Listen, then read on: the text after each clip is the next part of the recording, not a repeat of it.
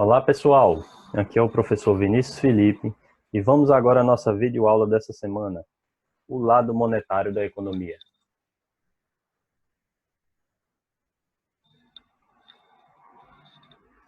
Nessa semana, vamos ver o conteúdo da unidade 7, que é o conteúdo de determinação da renda e do produto nacional, o lado monetário da economia. Bom, primeiramente precisamos compreender o conceito de moeda. O que é moeda? Moeda é um ativo financeiro usado para trocar por bens ou serviços e que tem uma capacidade de pagamento instantânea e obrigatória o recebimento por força de lei. Bom, e quais são as funções da moeda? Primeiramente, a moeda tem a função de meio de trocas, ou seja, passou a substituir o escambo, que tinha como problemas a dupla coincidência do desejo, ou seja, ambas pessoas que iam realizar a troca necessitariam desejar o que o outro tinha a oferecer, para que aí ocorresse essa troca. Também facilitou a questão da indivisibilidade. Às vezes a pessoa poderia estar querendo trocar a sua mercadoria em outra que não tinha o mesmo valor e era meio complicado. Você, sei lá, queria obter uma galinha, mas você não tinha o dinheiro suficiente e aí você ia levar só a metade de uma galinha e alguém tinha de matar essa galinha e partir ela no meio, algo totalmente complicado. E além disso, os custos de transação. Já imaginou, por exemplo, você querer comprar um tênis e precisar levar uma caixa de laranja para trocar por esse tênis? Isso tinha um custo, uma dificuldade imensa.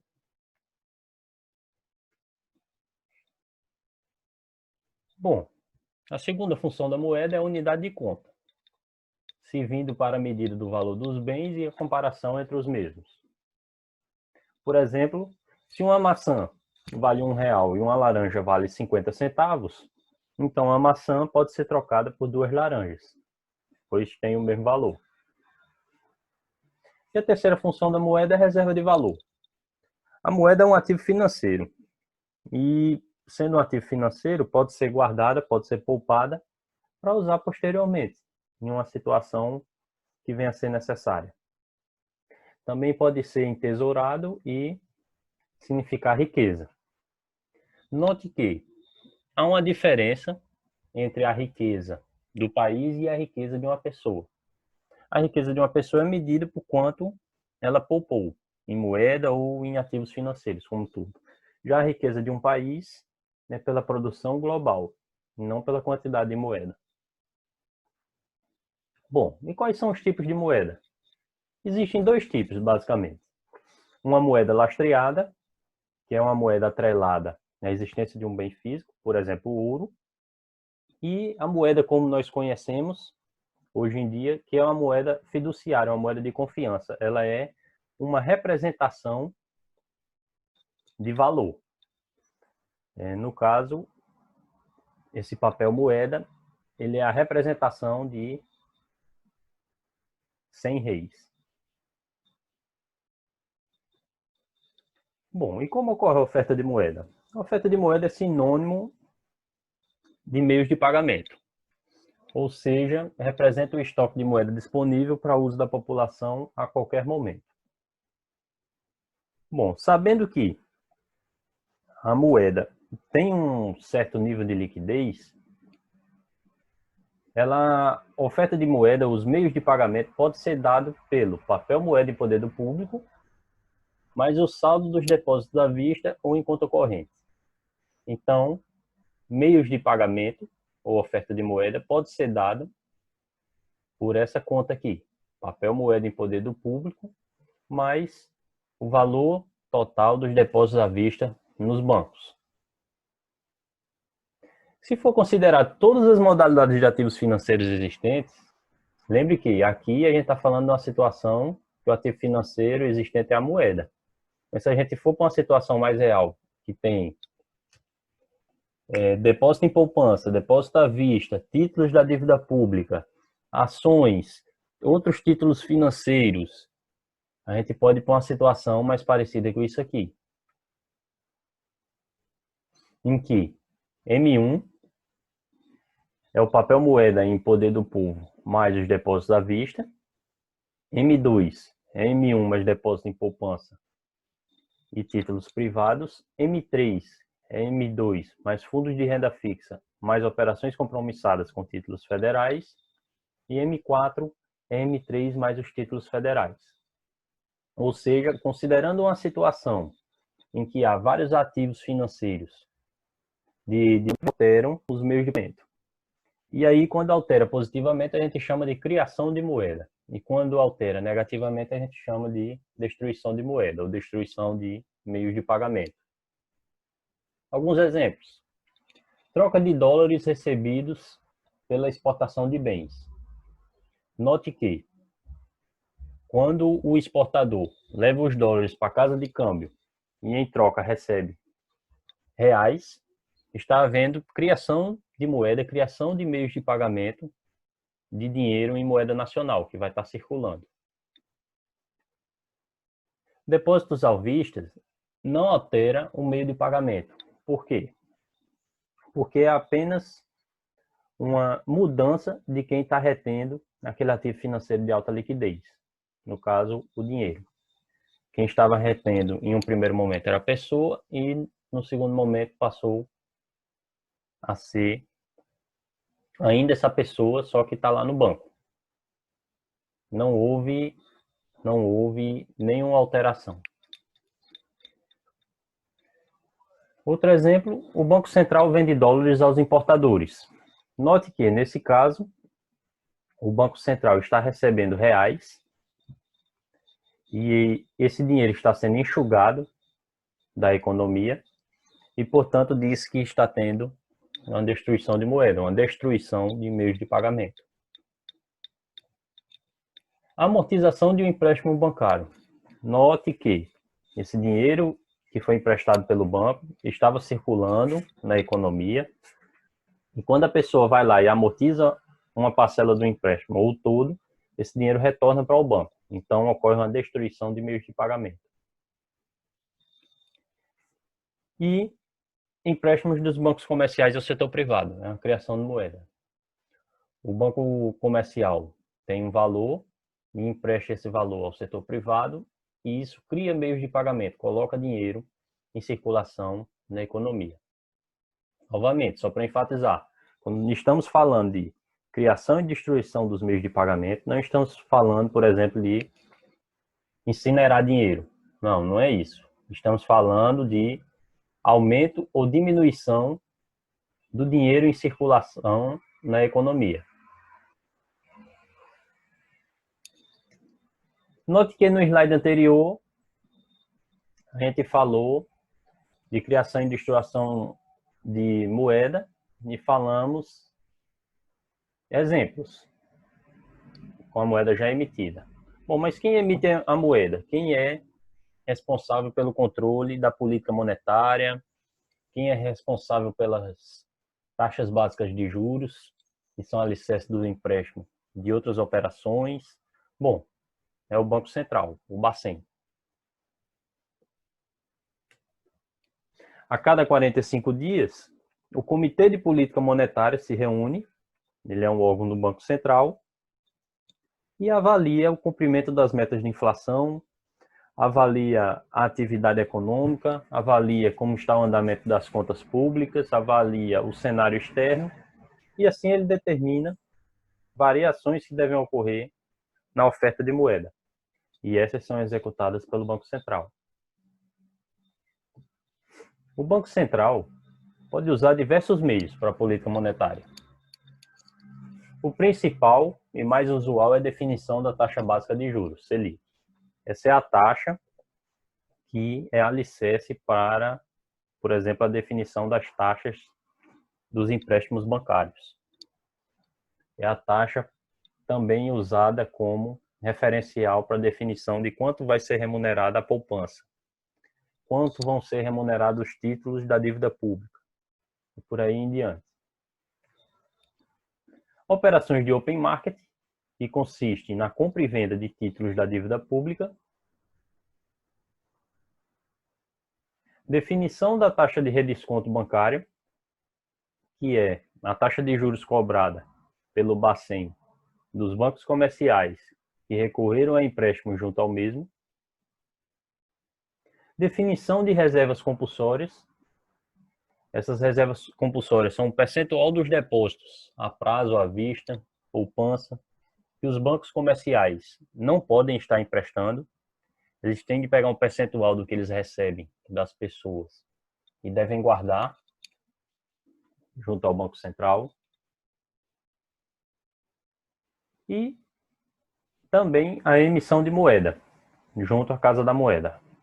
O Banco Central, em geral, emite moeda apenas para reposição de moeda que se estragou, se desgastou, ou outras eventuais necessidades.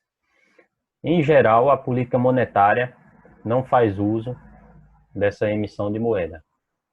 Os principais usos da política monetária são essas principais ferramentas para a definição da política monetária, são essas outras aqui.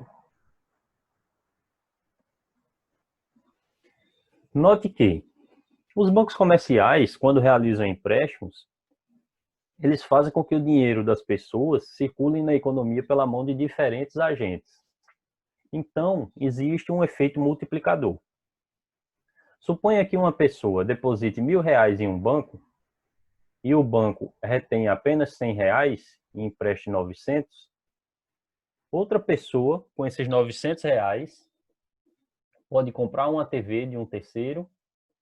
Esse terceiro pode pegar esse dinheiro novamente e depositar em outro banco ou na mesma instituição bancária. Novamente, será retirado um percentual do mesmo e em seguida será feito um empréstimo a outra pessoa e assim o dinheiro vai circulando na economia em um efeito multiplicador. Note que, a partir de uma injeção inicial de dinheiro, o dinheiro circula na economia pela mão de diversas pessoas e é como se tivesse um valor muito maior. Então, de certa forma, diz que, apesar do banco comercial não poder criar moeda, emitir moeda, não poder realizar as operações que um banco central faz, ele pode alterar os meios de pagamento por meio do multiplicador bancário. E por isso que o Banco Central faz a regulagem desse percentual que deve ficar como reserva nos bancos. Bom, mas como funciona esse multiplicador bancário? Suponha um percentual de reserva, denominado por Q. Então, o multiplicador é dado por 1 sobre Q. Para ficar mais simples, suponha uma reserva de 40%, ou seja, 0,4. Então, o multiplicador vai ser 1 sobre 0,4. Ou seja, o multiplicador vai ser 2,5. O que isso significa? Que a cada R$ 100 depositados inicialmente junto a um banco comercial, pelo multiplicador do empréstimo, o banco comercial consegue fazer esses R$ 100 virar R$ 250 nos meios de pagamento.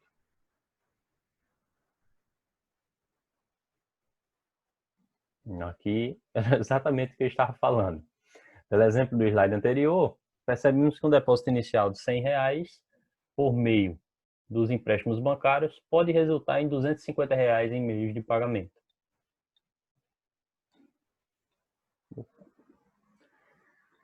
Nesse sentido, a base monetária, que é a soma do papel moeda em poder do público e das reservas bancárias, que é o patrimônio do banco e os depósitos que o banco recebeu como um todo, vai definir o que são os meios de pagamento. Então, os meios de pagamento consistem no multiplicador vezes a base monetária.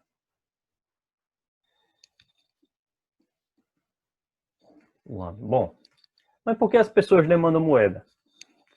Será que as pessoas querem moeda para estar cumprindo aquelas funções? Será que as pessoas têm outros objetivos quando demandam moeda? Bom, os principais motivos são o motivo de transação, que é a realização das trocas, é a negociação de bens e serviços. Um motivo de precaução, as pessoas quando recebem seu salário podem desejar poupar uma parte do mesmo, guardar uma parte do mesmo, por exemplo, em moeda física, na sua carteira, ao invés de deixar lá no banco, porque numa necessidade, por exemplo, se adoecer e precisar comprar um remédio, é muito mais prático, estando com o dinheiro físico, adquirir aquele produto e se tratar, do que se aquele dinheiro ficar lá na conta corrente. Bom, o terceiro motivo é a especulação. Em alguns casos, em grandes volumes, em grandes valores, as pessoas, investidores, usam a moeda como um meio de diversificação da carteira de investimento. Por exemplo, aqui no Brasil, grandes investidores, grandes empresas compram dólar como uma forma de tentar diversificar os seus investimentos e ganhar com a flutuação do câmbio.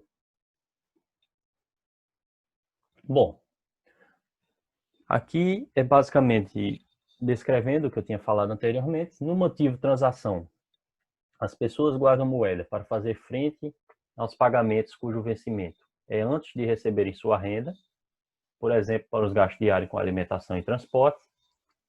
No motivo precaução, as pessoas guardam moeda para situações inesperadas, por exemplo, um problema de saúde, em que precisa de dinheiro para comprar um remédio.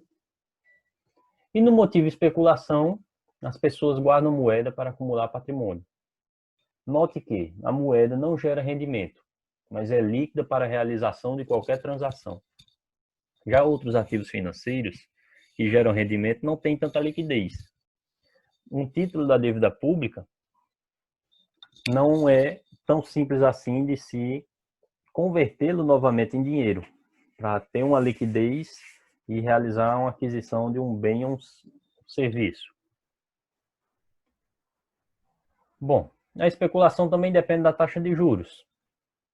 Óbvio que quanto maior a taxa de juros, menos eu vou desejar estar com dinheiro físico em mãos, eu vou preferir estar aplicando em outros ativos financeiros que vão me render juros. Não tem tanta liquidez, mas geram um rendimento.